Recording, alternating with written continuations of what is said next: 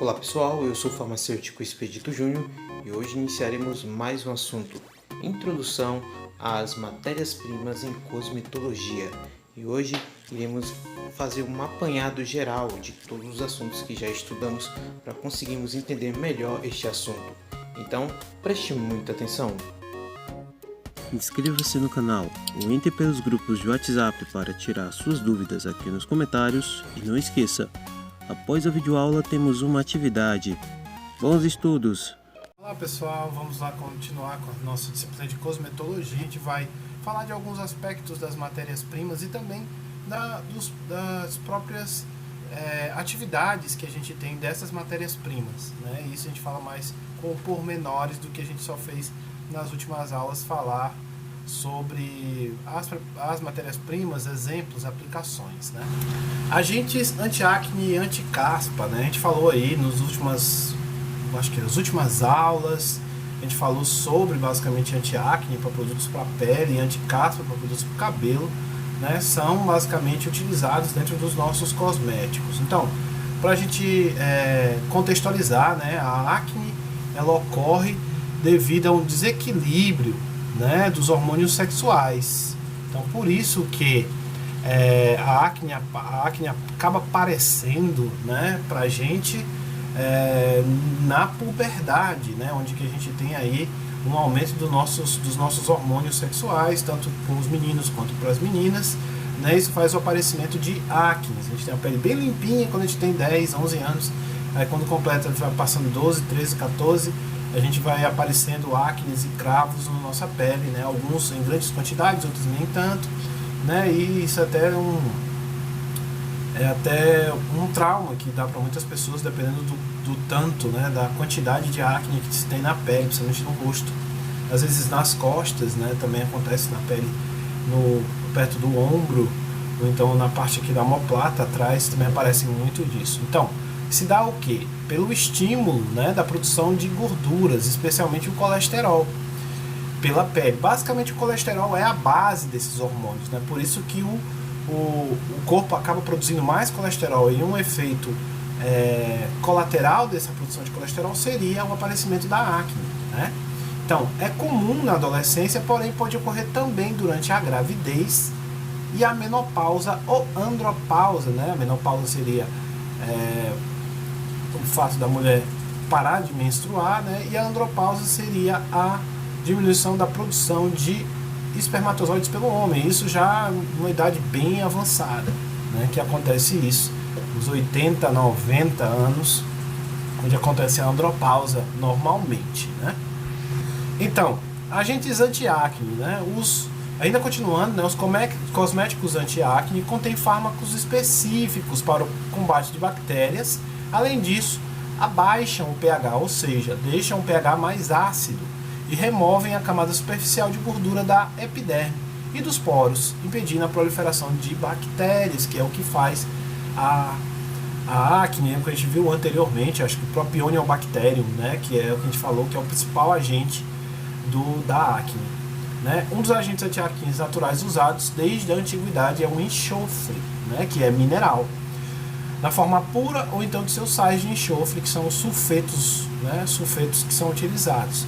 Outras substâncias naturais usadas por civilizações indígenas são os taninos e quininos, né, que na verdade são de algumas plantas, aquelas substâncias fitoterápicas, né, que tem basicamente em cascas de árvores, né, basicamente de plantas adultas, que você vai ter esses taninos.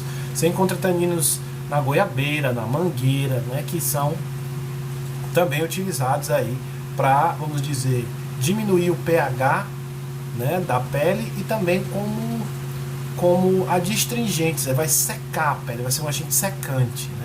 Então é extraído de cascas de árvores, transformados em pastas e aplicados sobre a acne, né? Há também produtos formulados a partir de peróxido de benzoíla, né, que é outra substância inorgânica que pode ser utilizada aí para acne, muitas vezes em loções, ou então sendo incorporados a cremes, né, e géis, para poder ser utilizado na pele, com o mesmo intuito. A maioria das vezes os agentes anti-acne, eles são antibacterianos, mas eles têm ações antissépticas e também ação acidificante e também ações ações adstringentes. Então são tipos de excipientes que podem ser adicionados a essas preparações anti-acne que são utilizadas. Então a gente tem que entender também que a preparação anti-acne, ela é uma preparação cosmética, ela tem uma baixa concentração desses fármacos. Não são grandes concentrações, porque aí eles vão se tornar o quê? Nas concentrações maiores de agentes anti-acne, a gente vai ter aí uns medicamentos, né, que são medicamentos utilizados para a pele contra a acne, e aí eles vão ter que ter aí prescrição, eles vão ter que ser bem regulados, porque há também possibilidade de efeitos colaterais ou efeitos adversos na pele, desde aparecimento de feridas, né, queimaduras. Isso é uma coisa que a gente tem que levar muito a sério, né, que não pode ser colocados os produtos cosméticos e produtos farmacêuticos no mesmo patamar, porque existem aí diversas situações onde que a pessoa pode ter problemas na utilização de fármacos, né, de medicamentos. Então, além disso, o couro cabeludo sofre uma descamação mensal, né? Se a gente está falando de anticaspa, né? Caspa seria um fungo, né? Em pequena intensidade, que corresponde à reposição das células mortas de queratina. Essa descamação excessiva faz com que em um curto período de tempo causa a caspa. Basicamente é um crescimento de fungos nessas células mortas de queratina, né? Então esse descontrole pode ser causado por estresse, por exposições prolongadas ao sol e calor, e por variações hormonais também, e infestação de fungos ou piolhos e ácaros também, que fazem com que haja também o aparecimento de caspa. Então, a caspa pode ser combatida, pessoal, através do uso de shampoos de elevado grau de limpeza, um pH maior. É o contrário, é um pH mais básico, mais alcalino, com surfactantes não iônicos, né, ou catiônicos, e com baixo teor de sólido. Então a gente vai ter o quê? A preparação de shampoos é sempre com catiônicos mais ao neutro, aqueles que fazem shampoos. Por isso que existem muitos shampoos anti-caspas, que são cosméticos, que são 2 em 1, né? A gente tem vários assim, né, que podem utilizar esses surfactantes, né, os tensoativos não aniônicos, que também interagem com esses surfactantes não aniônicos. Então, e ainda pode conter ureia, ácido salicílico, que é um queratolítico, alcatrão, que também aumenta o pH da pele, o pH do cabelo, o piritionato de zinco ou sulfeto de selênio em sua composição, que também fazem a mesma coisa. Eles vão aumentar o pH, né, do cabelo, e também tem propriedades antifúngicas. Então, devido queratinizantes e fungicidas com compostos que esses compostos oferecem. Então, existe shampoo anti-caspa que seja medicamento? Tem, pessoal. É um azol. A maioria dos azóis são utilizados em shampoos anti-caspas. A gente vai ter aí o cetoconazol. E aí uma coisa que a gente leva em consideração sempre, que o cetoconazol, ele é um medicamento, um shampoo medicamento. Então ele não pode ficar no mesmo local, né, de cetoconazol dos outros shampoos anti-caspa que utilizam esses recipientes aqui, que são surfactantes não aniônicos e catiônicos, né? E o cetoconazol vai ficar junto com os medicamentos, porque ele é um azol, é um antifúngico, que é utilizado como medicamentos, mas com a preparação de shampoo, entenderam?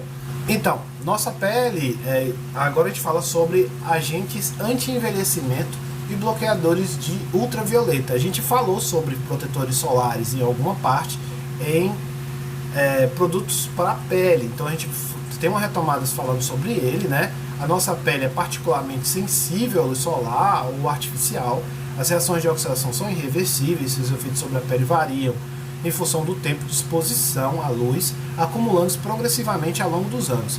A gente nota, né, uma pessoa que vem da zona rural, que trabalha com agricultura, que ele não vai ter a mesma pele, né, de uma pessoa que trabalha dentro de um escritório durante esse mesmo período de tempo. Uma pessoa com 40 anos ou 20 anos, né, vamos botar um menor, 20 anos de trabalho na agricultura, com sol, é muito diferente da pele de uma pessoa que passa 20 anos dentro de um escritório, né, trabalhando.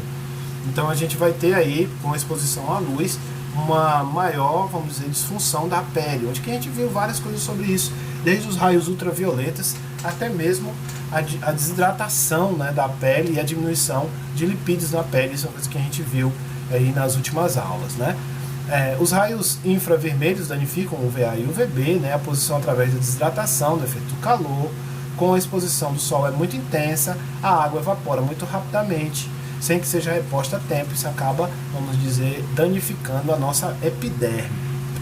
Então, acima do limite máximo de perda d'água, a epiderme se desloca da mesoderme em um processo irreversível, né, causando o que chamamos de descascar.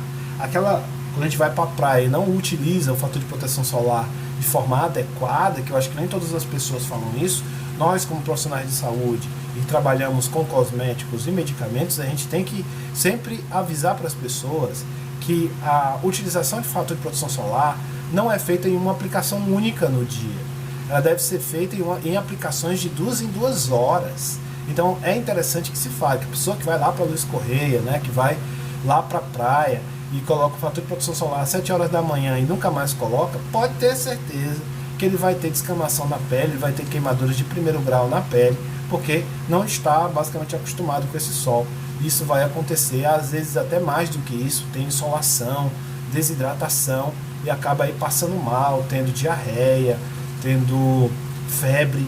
Isso pode acontecer, né, por causa dessa alta exposição a raios UV, uma coisa que a gente tem que sempre manter a hidratação e também tem que usar o fator de proteção solar, né? O que a gente viu, que até a gente viu preparações de fator de proteção solar, onde que a gente utiliza como bloqueador, tem bloqueador químico e físico, né, que a gente falou isso. Um bloqueador químico seria orgânicos e inorgânicos, quer dizer, um bloqueador inorgânico seria o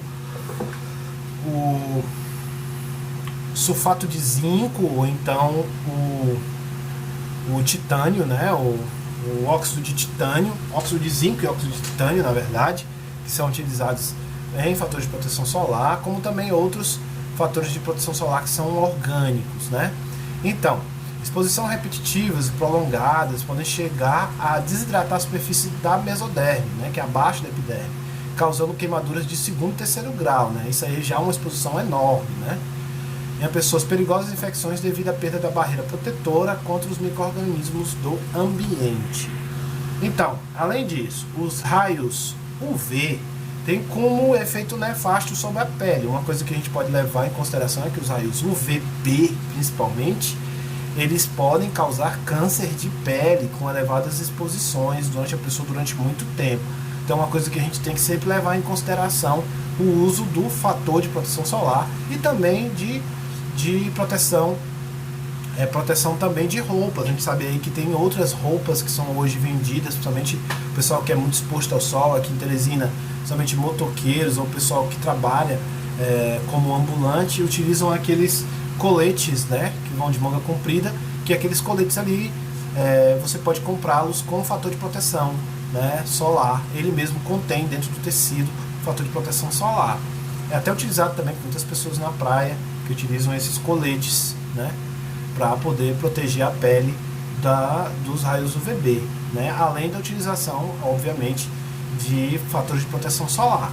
Então, quando atingem células vivas, quebram o seu DNA. Esse aí é o perigo, porque na quebra do DNA pode acontecer uma quebra que não mate a célula e que danifique seu DNA, fazendo com que ela não responda os estímulos do corpo e não sofra apoptose, determinado, que no caso a morte celular, num determinado tempo que ela deve morrer.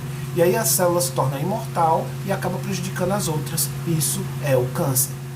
Então, a quebra do DNA pode, algumas vezes, destruir a célula, mas causar uma mutação, que é o que eu disse anteriormente, modificando seu código genético e tornando um potencial precursor de câncer, né? A agressão da pele pelos raios UV é minimizada pela presença de melanina, nossa célula que dá a nossa corzinha, né? Um pigmento escuro, né, de composição química variável, de determinada cor da pele, resistência ao raio UVB. A gente viu que existe a fenimelanina, né, e um outro tipo de melanina, que é uma que é mais para vermelho e outra mais que é para mais escuro. Então, a ausência de melanina causa a disfunção que conhecemos como albinismo, né? No qual a pele e todos os pelos do corpo do indivíduo apresentam totalmente brancos e a retina da pessoa apresenta meio assim azul ou avermelhada, né? A melanina também está presente nos cabelos, lábios, mamilos e íris dos olhos, né? Então, o envelhecimento da pele pela produção de melanina caracteriza o escurecimento, né, que a gente chama de bronzeado, caracterizado, né, pelo basicamente o escurecimento da melanina, né, e a produção dela. E nada mais é que uma reação da pele ao envelhecimento acelerado causado pelos raios UV e que é erroneamente associado por muitas pessoas à beleza e ao estilo de vida saudável. Então não é saudável você estar bronzeado toda hora. Não é interessante. É interessante que você, claro, obviamente que você não tem como pegando sol não ficar bronzeado, mas ficar bronzeado por muito tempo, né, e sempre isso aí vai ocasionar o envelhecimento da pele. Então, por outro lado, a exposição do sol não pode ser totalmente evitada ou interrompida, né, pois o homem necessita dos raios UV para sintetizar a nossa vitamina D, que até está sendo uma das recomendações contra o Covid-19, né, que a vitamina D também, não só por isso, mas também ela é um cofator do nosso sistema imunológico. Então a pessoa que não tem vitamina D ou tem uma vitamina D baixa vai ter necessariamente um sistema imunológico mais fraco, né? E aí é uma coisa que a gente tem que sempre levar em consideração. Da vitamina D é necessária que se tome sol. Por isso que as crianças tendem a tomar sol, né? Principalmente bebês, quando são muito novinhos, porque o sol da manhã é muito importante para eles, para a produção de vitamina D, né? Então, a exposição controlada ao sol, privilegiando a ação dos raios UVA, ocorre no início e no final do dia, né? E a proteção da pele, protetores solares, bloqueadores anti-UV, deve ser feita desde a mais tenra idade, ou seja, desde muito cedo, as crianças. Hoje, as crianças, a gente tem várias preparações que a gente pode indicar para os pais, preparações mais fáceis até de passar nas crianças, porque as crianças, quando vão para a praia ou ficam no sol, é muito difícil você agarrar a criatura para poder passar o protetor solar. Então existem protetores solares que são de spray, né? Existem protetores solares que são líquidos, também de spray, onde você pode colocar borrifar na pele da criança e ser muito mais fácil, né, dela ficar com isso. Como também existem fatores de proteção solar que são, vamos dizer, tem uma certa capacidade de se manter mesmo as crianças banhando no mar ou banhando na piscina, né? Isso é uma coisa importante, elas têm uma certa tolerância à água. Isso aí é alguns tipos que tem de fatores de proteção solar que tem dentro do seu rótulo dizendo que vamos dizer, resistente à água. Ok? Então, pessoal, isso é tudo por hoje. A gente continua falando mais sobre recipientes, sobre matérias-primas, além das próprias preparações, a gente fazendo aí vamos dizer, um retorno ao que a gente viu antes, porque é sempre bom a gente retornar para a gente entender quais são as preparações que a gente pode vir a fazer ou pode vir a vender mesmo na farmácia ou em outro estabelecimento de saúde, ok? Então, até mais.